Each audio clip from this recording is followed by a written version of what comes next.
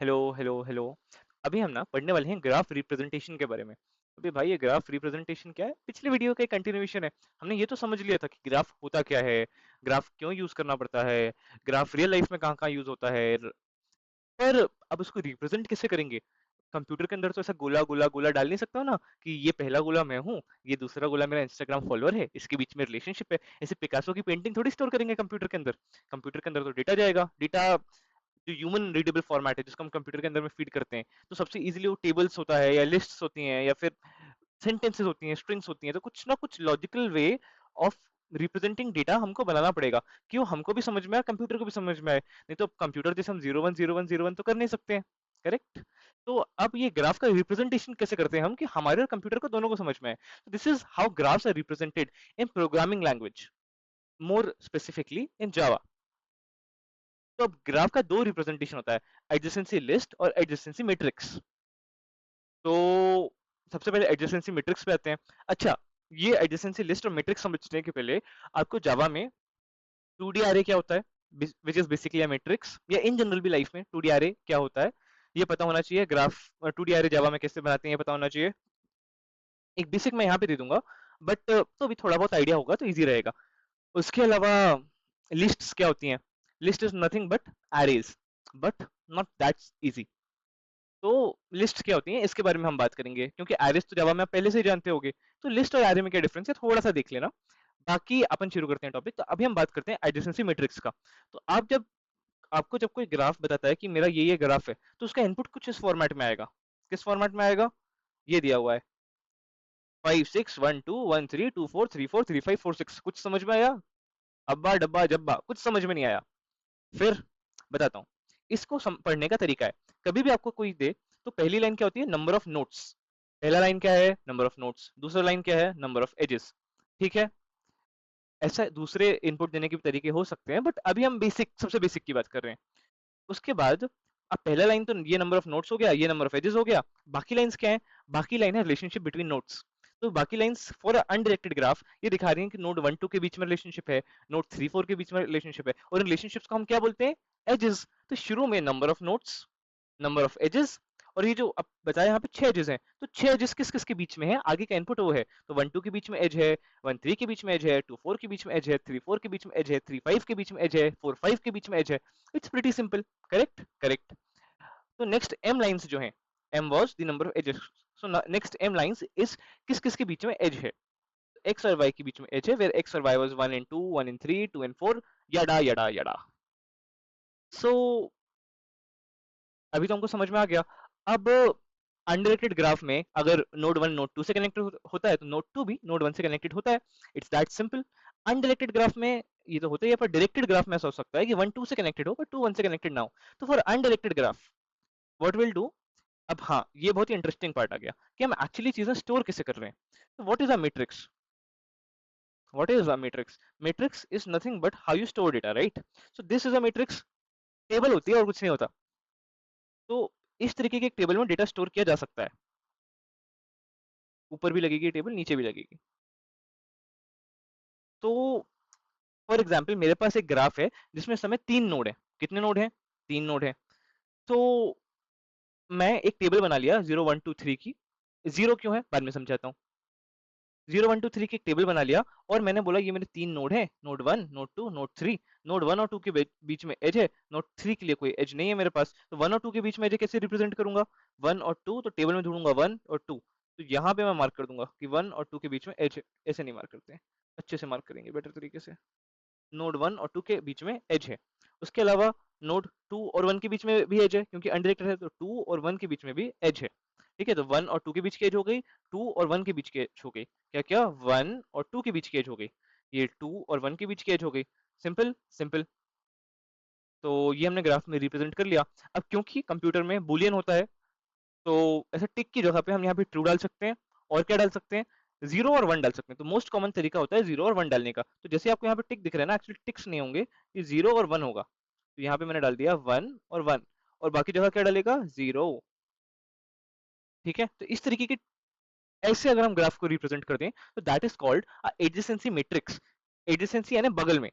तो किस नोड के बगल में कौन सा नोड जुड़ा हुआ है उसकी मैट्रिक्स बना दी, that's called adjacency matrix. Similarly, adjacency XY, ये जो रिप्रेजेंटेशन है, आप जिन लोगों को पता है, they can see it's the 2D array representation की एडजेसेंसी मैट्रिक्स, एडीजे ई मैट्रिक्स का नाम है। क्या है? एडीजे मैट्रिक्स का नाम है। और इस मैट्रिक्स में x और y की वैल्यू 1 है, यानी x और y की वैल्यू 1 और 2 मान लो, तो 1 और 2 का जो वैल्यू है वो 1 है, यानी 1 और 2 के बीच में एज है। y और x की भी वैल्यू 1 है, यानी 2 और 1 के बीच में भी एज है। तो ये हम यहाँ पे क्लियरली देख पा रहे हैं। तो connectivity works both ways, right. Now let's see how the code for the adjacency matrix is written, and after the code is written, how is the matrix actually populated. तो अभी हम देख रहे हैं यहाँ पे सबसे पहले जावा में बेसिक इनपुट जैसे लिया जाता है। कैसे जावा में इनपुट लिया जाता है? Scanner sc equals to new scanner system dot in. आप मतलब बेसिक इस स्कैनर क्लास का एक ऑब्जेक्ट बनाया और उस ऑब्जेक्ट से तुम फिर नेक्स्ट इंट करके इनपुट लेते हो। ओके, नेक्स्ट इंट या नेक्स्ट लाइन करके लेते हो फॉर स्ट्रिंग्स। तो अभी हम क्या ले रहे हैं? अभी तो हम इंटीजर इनपुट ले रहे हैं, वो 5 6 1 2। तो हमने इनपुट लेना शुरू किया, और सबसे पहले इनपुट लेने के बाद हमने इनपुट क्या लिया? n और m, दैट वाज 5 एंड 6। तो n ले लिया नेक्स्ट इंट। तो सबसे पहले यूजर डालेगा कितने नोट्स होंगे मेरे ग्राफ में, फिर यूजर डालेगा कितनी एजेस होंगी मेरे ग्राफ में। यूजर ने नोट्स और एजेस डाल दिए, डन डन। तो उसके बाद यूजर क्या डालेगा? इसके बाद यूजर डालेगा, एक बार नोट्स और एजेस डाल दिए, तो अब मुझे अगर नोट्स और एजेस मिल गए, तो अब मुझे पता है ना कि मुझे मैट्रिक्स कितनी बड़ी बनानी है। मैट्रिक्स जो भी बनती है ना, अगर किसी भी ग्राफ में n नोट्स हैं, तो हमेशा n+1 की मैट्रिक्स बनती है। फॉर एग्जाम्पल, आपने ऊपर ग्राफ देखा, कितने नोट्स थे? 1 2 3। तो यहाँ पे मैट्रिक्स कितने की बनी? यहाँ पे बनी n+1, यानी 1 2 3 4 की मैट्रिक्स बनी। ये तो इंडाइसिस थे ना, 0 1 2 3। एक्चुअली मैट्रिक्स का साइज क्या है? 4 by 4। You can see 1 2 3 4 1 2 3 4। तो for n nodes there will always be a matrix of n+1, so that हम नोड का नंबर और उसके इंडाइस का नंबर मैच कर सकें। उसी रीजन से जो हमारा जीरो रो और कॉलम है ना, क्योंकि जीरो तो नोड ही नहीं है, तो उसको हम पूरा खाली रखते हैं। खाली रखते हैं का मतलब ये नहीं कि शेडिंग कर देते कंप्यूटर में, इसमें भी एक्चुअली वैल्यूज जो होती हैं तुम्हारी जीरो ही भरी होती हैं पूरी जगह पे, इस तरीके से। Okay okay. तो सबसे पहले हमने क्या किया, क्योंकि अब हमें नोट्स पता चल गए 5, यहाँ से 5 आया होगा, तो नोट्स पता चल गए, तो हमने फिर क्या किया? हमने बना लिया 5+1 6, तो n+1 तो 6 by 6 का एक मैंने मैट्रिक्स बना लिया। एक मैट्रिक्स बना लेते हैं 6 by 6 का, हो जाएगा हमारा काम। ये बनाया मैंने एक रेक्टेंगल, और उसके बाद इसके मुझे करने हैं कितने? 6 by 6 टुकड़े। तो ये 1, ये 2, ये 3, ये 4, ये 5 और ये 6। सिमिलरली ये 1, ये 2, ये 3 4, ये 5 भी हो पाए, कोई बात नहीं। शेप किसका है? हमारा ही है। बड़ा कर लेंगे, ये हो गया शेप बड़ा। इतना बड़ा नहीं करना था, बस इतना बड़ा और करना था कि एक लाइन और आ जाए।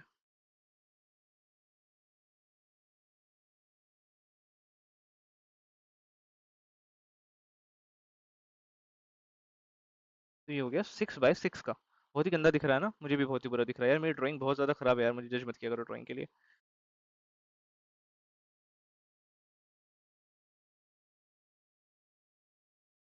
Yes, and I will now erase this. So anyways, this is your matrix. I should have drawn this beforehand, but yes. तो अभी कैसे करें?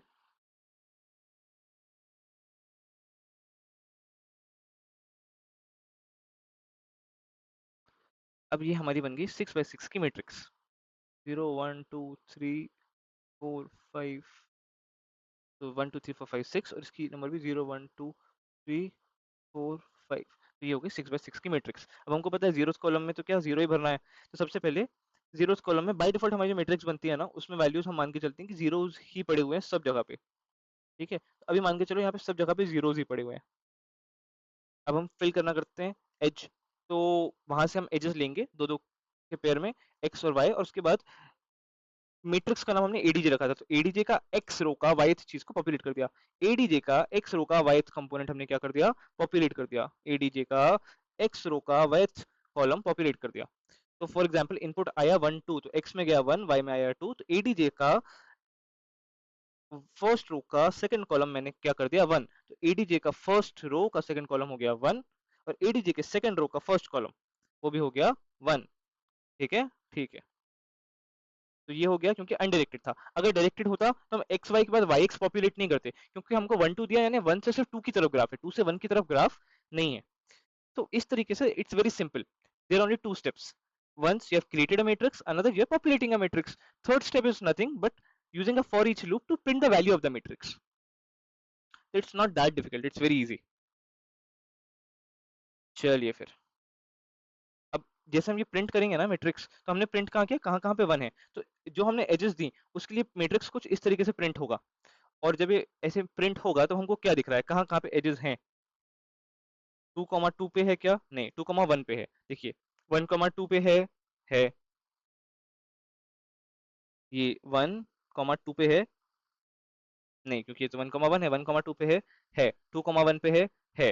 तो इस तरीके से हमारी जितनी एजेस है ना सारी ही पॉपुलेटेड हैं यहाँ पे, तो उसका आपको लोड नहीं लेना है। एडजेसेंसी मैट्रिक्स में आई जे का मतलब है ith और jth नोड के बीच में अगर वन है तो एज एग्जिस्ट करती है, अगर जीरो है तो एज एग्जिस्ट नहीं करती है। अब हमेशा याद रखना है मैट्रिक्स बनेगा, matrix are always symmetrical, mathematics में भी डीएसए में भी, तो सेम ही साइज का बनेगा। उसके अलावा स्पेस जो होता है इसमें, क्योंकि मैंने एक मैट्रिक्स लिया है तो हमेशा एन स्क्वायर स्पेस आता है, space complexity of N square होगी, which is not good. H check of one में हो जाता है, क्यों, क्योंकि मैं डायरेक्ट जाके देख सकता हूँ कि अगर तीन और चार के बीच में एज है तो मैं चेक कर लूंगा एडीजे 3 4 की वैल्यू क्या है, एक बार में पता चल जाएगा वैल्यू वन है कि जीरो है, करेक्ट करेक्ट। तो एच चेक इसका ऑफ वन है। अभी ये मैट्रिक्स को बनाने के लिए एक नई चीज सिखाने वाला हूँ, वो नई चीज होने वाली है कलेक्शंस। तो अगर लिस्ट आता है तो कलेक्शंस के बारे में सुनो। जैसे जावा, जिसको सी प्लस प्लस मालूम है और अब जावा कर रहा है, उसको ये मालूम होगा ना कि वहां पे वेक्टर होता था, that was used in place of a array as it has more methods than a array. Similarly यहाँ पे भी हमारे पास एरे से बेटर कलेक्शंस है। अभी तक हम एडजेसेंसी लिस्ट कैसे बना रहे थे, एडजेसेंसी मैट्रिक्स कैसे बना रहे थे, it was a 2D matrix, it was nothing but a simple 2D array, int n+1 का एक सिंपल 2D एरे था। अब अगर मैंने कलेक्शन यूज कर लिए, तो कलेक्शन में एक क्लास होती है जिसको बोलते हैं array list, everything in Java is a class. तो यहाँ पे एक क्लास आएगी जिसका नाम क्या है, जिसका नाम है एरे लिस्ट। तो मैंने क्या बनाई, मैंने बनाई एक एरे लिस्ट। और जैसे एरे क्या है, array is also list of numbers ना, तो 2D array is list within list, तो this is also nothing major but a list within list. So here you can see adj is of type in which there's a list of integer where each component of the list is nothing but a list of integer. Got it, got it। और ये तो अब इस side पे है। जावा में ये सबको मालूम है कि जो लेफ्ट हैंड साइड पे होता है वो क्या होता है, रेफरेंस होता है। राइट हैंड साइड पे क्या होता है, होती है एक्चुअल इंप्लीमेंटेशन या एक्चुअल ऑब्जेक्ट क्रिएशन। तो ऑब्जेक्ट किसका बनता है, कभी भी इंटरफेस का तो बनता नहीं है, ऑब्जेक्ट हमेशा क्लास का ही बनता है। तो एरे लिस्ट जो हमारी राइट हैंड साइड पे है वो है क्लास, लेफ्ट हैंड साइड पे जो लिस्ट है वो है इंटरफेस, और इस इंटरफेस को हम इंप्लीमेंट कर रहे हैं using array list class. Okay, एक चीज और, यहाँ पे ये जो एरे लिस्ट के बाद टाइप हमने खाली छोड़ दिया है, वहां पे हम लिस्ट ऑफ इंटीजर्स लिख सकते थे, बट क्योंकि जावा ने हमको लिबर्टी दी कि एक बार लिख लो दूसरी बार ऑटोमेटिक ले लेगा, तो आपको लिखने की बार बार जरूरत नहीं है, परेशान मत हुआ करो इतना। अब आपने ये तो कर लिया कि ये बना लिया कलेक्शंस लेके। अब पॉइंट क्या है कि आपने एक बार बना लिया, बट दिक्कत यहाँ पे आती है जब आप एक बार बना लो, अब उसमें सब में जीरो भरना पड़ेगा आपको लिस्ट में। एरे तो बाय डिफॉल्ट वैल्यू जीरो होती है, पर इसमें आपको क्या करना पड़ेगा, जीरोस भरने पड़ेंगे। कैसे भरोगे जीरो, क्यों, क्योंकि जो तुम्हारा एरे बनता था ना 2D एरे, वो होता था प्रिमिटिव डेटा टाइप का। कौन से डेटा टाइप का, प्रिमिटिव डेटा टाइप का। तो प्रिमिटिव डेटा टाइप की बाय डिफॉल्ट वैल्यूज होती हैं। यहाँ पे हमारे पास क्या है, अगर आप ध्यान से देखो तो हमने एरे बनाया है इंटीजर का, किसका, इंटीजर का, कैपिटल आई वाले इंटीजर का, which is a rapper on the class int. तो इसकी बाय डिफॉल्ट वैल्यूज होंगी नहीं, तो इसमें हमको ना, और बाय डिफॉल्ट लिस्ट के अंदर की लिस्ट का साइज भी स्पेसिफाई नहीं किया, you can see in the statement size is not specified anywhere. तो अब हम क्या करेंगे, साइज नॉट स्पेसिफाइड, तो हमको अंदर n+1 डिमेंशंस की n लिस्ट डालनी पड़ेंगी, n+1 लिस्ट डालनी पड़ेंगी। n+1 लिस्ट डालने के लिए क्या करेंगे, जीरो से लूप चलाएंगे, n तक लूप चलाएंगे, n की वैल्यू मैच होने तक। अगर लेस देन n तक चलाते तो n जाते, n की वैल्यू मैच तक चला रहे हैं n+1 जाएंगे। और ऐड कर दिया अंदर एरे लिस्ट, अंदर एरे लिस्ट ऐड करी। अब एरे लिस्ट के अंदर हमको हर एरे लिस्ट में एक लिस्ट ऑफ वैल्यूज चाहिए, क्या, n+1 वैल्यूज चाहिए हर एरे लिस्ट के अंदर, और each value should be zero. तो कलेक्शन डॉट एन कॉपीज का यूज किया। कलेक्शन डॉट एन कॉपीज में हमने बता दिया कि जीरो, n+1 कॉपीज बनाओ, किसकी, जीरो की। तो n+1 कॉपीज बनाई उसने जीरो की, और उसने उसके बाद उसको रिटर्न कर दिया, किसको, एरे लिस्ट को। अब इसमें एक बहुत इंटरेस्टिंग चीज मैं आपको बताता हूँ कि ये जो कलेक्शन डॉट एन कॉपीज हमने यूज किया ना, ये आपको लिस्ट तो रिटर्न करता है, ये आपको n+1 जीरोस की लिस्ट रिटर्न कर देगा, बट ये म्यूटेबल नहीं होती, एक इम्यूटेबल लिस्ट होती है। पर आपको तो अभी इस लिस्ट में वन वन भरना है कहीं कहीं पे, तो आप इम्यूटेबल लिस्ट का क्या करोगे? तो आप क्या करते हो, जब ये लिस्ट किसको देते हो, एरे लिस्ट को ना, तब इससे एरे लिस्ट बनती है, और आप उस इम्यूटेबल लिस्ट का डेटा उठा के एक म्यूटेबल क्लास एरे लिस्ट में डाल देते हो। इसलिए आप बहुत इजीली इस लिस्ट में चेंजेस कर पाओगे। collection of n copies क्या होता है, creates a list of given size, what was the given size n+1, and fills it with same value, what was the same value with which we had to fill, the same value was 0। तो collection dot n copies में अगर मैं 5 डाल दूं और 0 डाल दूं, तो 5 जीरोस की लिस्ट मुझे आउटपुट में दे देगा। ओके ओके, जो मैंने बोला वही लिखा हुआ है कि इम्यूटेबल लिस्ट देगा, तो हम इसको एरे लिस्ट से रैप कर देते हैं। इंटरनल वर्किंग इसकी ऐसी है। अब लिस्ट जो होता है वो इंटरफेस होता है, एरे इंटीजर होता है। तो आगे बेसिकली यहाँ तक कि आपको चीजें अलग करनी थी, इसके आगे आप सेम तरीके से चीजें एक्सेस कर सकते हो, उसमें ज्यादा लोड नहीं है। हाँ, अपडेट करने के लिए वहां पे आप एडीजे एक्स वाई लिख ले रहे थे ना, यहाँ पे आपको ADJ get dot dot get X, तो एक्स लो और उसके बाद सेट कर दो वाई पे 1। आपको यहाँ पे ऐसे सेट करना पड़ेगा। इसकी जो वैल्यू होती है किसके जैसे सेम है, एक्स और वाई के जैसे सेम है, बट इसको लिखने का तरीका ऐसा होता है। अब आप ये सोचो कि वहां पे इतना इजी चल रहा था, इतनी पंचायत क्यों करूं मैं लाइफ में? तो for writing DS in the longer run, for using more functions, आप अगर करेक्शंस फ्रेमवर्क यूज करोगे ना, तो आपको जावा में डीएस लिखने में आसान पड़ेगा। इसलिए हम ये सारी बातें कर रहे हैं। नाउ वन मोर थिंग, अगर हम कलेक्शंस यूज करेंगे, तो जैसे हमने लिस्ट, अब इसे एरे लिस्ट से एरे लिस्ट भी बना सकते थे ऊपर, तो हमने क्या किया, यहाँ पे लूज कपलिंग करी, लिस्ट से एरे लिस्ट बनाया, ताकि आगे अगर मुझे इंप्लीमेंटेशन बदलना हो ना, तो एरे लिस्ट की जगह मैं लिंक लिस्ट से भी बना सकूं। That's all. तो एरे लिस्ट का यूज करके ऐसे हम एडजेसेंसी मैट्रिक्स बना सकते हैं। अब adjacency matrix was one way of representing a graph, but there is yet another way, and this way is more important than adjacency matrix. What is the other way? It's adjacency list. तो अभी तक input कैसे लेते हैं ये आपको समझ में आ गया है, करेक्ट? तो इनपुट लेने वाला पार्ट आ गया है। ओके, तो अब डिफरेंस क्या है? अब जैसे मैं आपको एडजेसेंसी मैट्रिक्स दिखाई थी, एडजेसेंसी मैट्रिक्स कैसी होती है? एडजेसेंसी मैट्रिक्स होती है एक डब्बा डब्बा होता है, उसमें आप सही कोऑर्डिनेट्स पे वन फिल कर देते हो, उससे पता चल जाता है कि दो नोड्स के बीच में एज है। एडजेसेंसी मैट्रिक्स कुछ ऐसे काम करती है, एडजेसेंसी मैट्रिक्स ऐसे काम करती है कि 5 और 6 है, तो 5 नोड्स है ना, तो मैं एक लिस्ट बनाऊंगा 5 नोड्स की, 1 2 3 4 5। ये तो सिंपल लिस्ट है 5 नोड की। यही तो ट्विस्ट है, क्योंकि हर 5 नोड से एक लिस्ट एसोसिएटेड होगी, ठीक है? और इस लिस्ट में क्या डालूंगा कि इस नोड से कौन कौन सा नोड जुड़ा हुआ है। ये करली पैरेंथेसिस से, हम होपिंग आप familiar हो गए। तो सपोज 1 और 2 है, तो इससे मुझे पता चल गया 1 के नेबर में 2 है, 2 के नेबर में 1 है, तो 1 की लिस्ट में मैंने 2 को डाल दिया, 2 की लिस्ट में 1 को डाल दिया। तो हर नोड के पास अपने नेबर्स की लिस्ट हमेशा रहेगी, ठीक है? सिमिलरली 1 3 हो गया, तो 1 की लिस्ट में मैंने 3 को भी डाल दिया, 3 की लिस्ट में मैंने 1 को डाल दिया। 1 4 आ गया, तो 2 की लिस्ट में मैंने 4 को डाल दिया, 4 की लिस्ट में मैंने 2 को डाल दिया। 3 4 आ गया, तो 3 का नेबर 4 है, 4 का नेबर 3 है, 3 5 आ गया हमारे पास, तो 3 का नेबर 5 है, 5 का नेबर 3 है। यहाँ पे आ गया हमारे पास 4 5, तो 4 का नेबर 5 है और 5 का नेबर 4 है। तो इससे हर नोड के पास ना अपने नेबर से एक लिस्ट मेंटेन होती है। और इस तरीके से अगर हम डेटा स्टोर करते हैं ग्राफ के बारे में, तो इसको हम क्या बोलते हैं? इसको हम बोलते हैं एडजेसेंसी लिस्ट। ऊपर क्या था? हर नोड के पास अपने नेबर्स का डेटा थ्रू मैट्रिक्स एक्सेस कर सकता था वो। अब किसके थ्रू एक्सेस कर सकता है? अब लिस्ट के थ्रू एक्सेस कर सकता है। चलिए आगे बढ़ते हैं फिर हम। तो लिस्ट के थ्रू जब हम एक्सेस कर रहे हैं डेटा, तब कैसे करेंगे? तो जैसे मैट्रिक्स बनाई, तो मैट्रिक्स का नाम क्या रखा था? एडीजे। इस लिस्ट का नाम, कौन सी वाली लिस्ट का नाम? जिसमें बाकी सारी लिस्ट हैं, ये पर्टिकुलर लिस्ट का नाम जिसमें बाकी सारी लिस्ट हैं, इस लिस्ट का नाम मैं रख दूंगा एडीजे। कौन सा नाम रख दूंगा? एडीजे। तो एडीजे डॉट गेट एक्स, तो एक्स की वैल्यू, सपोज अपन ने एक्स की वैल्यू ले ली 1, वाई की वैल्यू ले ली 2, तो एडीजे डॉट गेट एक्स से क्या हुआ? उसको मिल गई है 2 3 वाली लिस्ट, और उसमें डाल दिया उसने वाई। तो शुरुआत में क्या हुआ होगा कि जो एडीजे की लिस्ट है, उसमें ये लिस्ट खाली रही होगी कि 1 का नेबर क्या है, उसको पता नहीं। तो जैसे उसको 1 2 मिला, तो उसने एक्स में लिया कि किसकी लिस्ट निकालनी है, 1 की लिस्ट निकाल लिया, और उसमें क्या डाल दिया? उसमें डाल दिया 2। सिमिलरली जब 1 3 मिला होगा, तो एडीजे की 1 की लिस्ट निकाली, उसमें क्या डाल दिया? 3। तो ऐसे हम ग्राफ में डेटा ऐड करते हैं। ऊपर की जो एजेस आई ना, उस नंबर या उस नोड का लिस्ट निकालो और फिर जिससे कनेक्ट हो रहा है ऐड कर दो। चलिए कोड देखते हैं। कोड देखने गए अगर हम, तो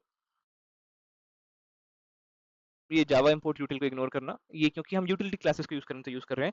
ये वाला लाइन आपको आता है कि हमने एक स्कैनर क्लास बनाई है, स्कैनर एस को न्यू स्कैनर सिस्टम डॉट इन। अब हम स्कैनर एस ऑब्जेक्ट का यूज करके डेटा अंदर लेंगे, कौन सा ऑपरेशन यूज करके, एससी डॉट नेक्स्ट इंट। तो सबसे पहले हमने इंट कौन सा अंदर लिया, कितने नोड्स हैं, एन में स्टोर कर दिया, कितनी एजेस हैं, एम में स्टोर कर दिया। तो एन साइज की हमने एक लिस्ट बनाई है। सबसे पहले हमने एक लिस्ट ऑफ लिस्ट बना ली, ठीक है। अभी इसमें पता नहीं है कि बाहर वाली लिस्ट में यानी कितने नोट्स होंगे, 1 2 3 4 5 6 7 8 9 भी हो सकते हैं। तो अभी इस लाइन पे ये पता नहीं है कि कितने नोट्स होंगे।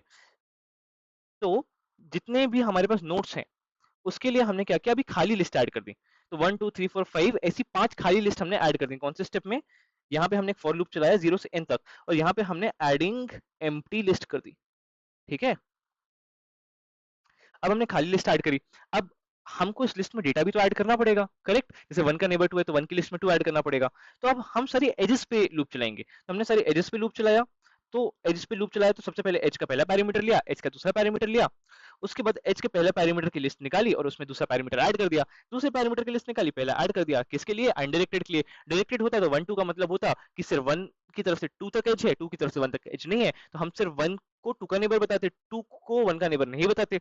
तो इट्स प्रीटी सिंपल। उसके बाद एससी डॉट क्लोज कर देंगे और फिर फाइनली हमारे अपनी लिस्ट को प्रिंट कर लेंगे कि हर नोड पे जाएंगे, एक फॉर लूप चलाएंगे for going on every node.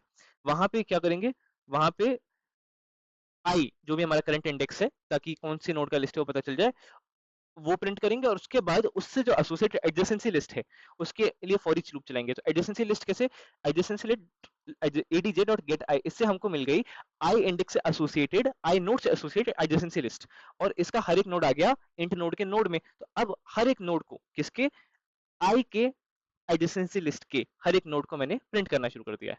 तो जो फाइनल रिजल्ट होगा वो कुछ ऐसा दिखेगा। एडजेसेंसी डॉट आई का मतलब होता है गेट में ऑल नोड्स कनेक्टेड टू आई। तो इसका की आइडिया है कि मुझे एक नोड मिले, उससे रिलेटेड सारे नेबर्स मिल जाए। अब इसमें इंपॉर्टेंट पॉइंट ये है कि इसका जो मैट्रिक्स बनता है या जो भी डेटा स्ट्रक्चर होता है वो सिमेट्रिक नहीं होता है। तो अच्छा है ना, सिमेट्रिक नहीं है तो इसमें उसमें कितना O of n square space लग रहा था, इसमें O of n plus m space लग रहा है। It's better H check O of n है, क्योंकि O ऑफ n में मुझे देखना पड़ेगा ना कि कौन से एज तक जाना है। अगर मुझे फोर्थ मतलब कोई एज चेक करनी है तो फोर्थ नोड की एज चेक करनी है तो O ऑफ n तक जाना पड़ेगा, जो भी डिग्री होगी, करेक्ट। उसके अलावा ये अगर ग्राफ बहुत डेंसली पॉपुलेटेड नहीं है तो ये बेस्ट है, क्योंकि आप देखो कि हमारा जो पुराना ग्राफ था, जो हमारी मैट्रिक्स थी, उसमें मेजॉरिटी जगह जो जीरो ही भरे थे, कहीं कहीं पे वन भरे थे, राइट। कितने सारे जीरो दिख रहे हैं, वन कितने कम दिख रहे हैं। तो अगर स्पार्सली पॉपुलेटेड है तो बेस्ट है। और मैं आपको एक चीज बता दे रहा हूँ, ट्रवर्सल भी ज्यादा इजी हमेशा लिस्ट से ही होता है। आगे हम जो ट्रवर्सल पढ़ने वाले हैं ग्राफ का, अब ग्राफ अगर कोई मुझे ग्राफ बना के दे दे ऐसे वैल्यूज का और उसकी किसी ने एडजेसेंसी लिस्ट बना दी है, तो एडजेसेंसी लिस्ट से अगर मुझे ग्राफ की वैल्यूज निकालनी है तो मुझे ट्रवर्सल करना पड़ेगा ना एडजेसेंसी लिस्ट का। तो इसलिए भी हम ट्रवर्सल के लिए एडजेसेंसी मैट्रिक्स यूज नहीं करते हैं। एडजेसेंसी मैट्रिक्स अगर कोई हमें देता है ना कि इसको पढ़ो और बताओ ग्राफ में क्या क्या है, तो हम बोलते हैं एडजेसेंसी मैट्रिक्स का एडजेसेंसी लिस्ट बना दो। तो चलिए इसी तरीके से होता है। बाकी इसमें कुछ बहुत ज्यादा नहीं है, बस यही है कि हमको कॉमन मिस्टेक्स ये है कि अगर अनडिरेक्टेड ग्राफ है तो हम कहीं पे दूसरा वाला पॉपुलेट करना ना भूल जाएं, इनर लिस्ट को इनिशियलाइज करना ना भूल जाए, जहां पे हम खाली लिस्ट इनिशियलाइज करते हैं, क्योंकि एडजेसेंसी मैट्रिक्स में हमको खाली लिस्ट इनिशियलाइज नहीं करनी पड़ती है। और डीएसए में हमेशा एडजेसेंसी लिस्ट होती है। साइज भी उसमें n रखना है, n+1 नहीं रखना है, क्योंकि वहां पे n+1 रख रहे थे। तो चलिए इस वीडियो के लिए इतना ही। Bye bye. बीएफएस और डीएफएस के लिए एडजेसेंसी लिस्ट यूज होगी, याद रखना ये। चलिए अब फाइनली बाय बाय। बात है इसकी खास बड़ी, भाग्य की रेखा है लंबी, इसका गुडलक तगड़ा है और किस्मत का है बड़ा ये धनी।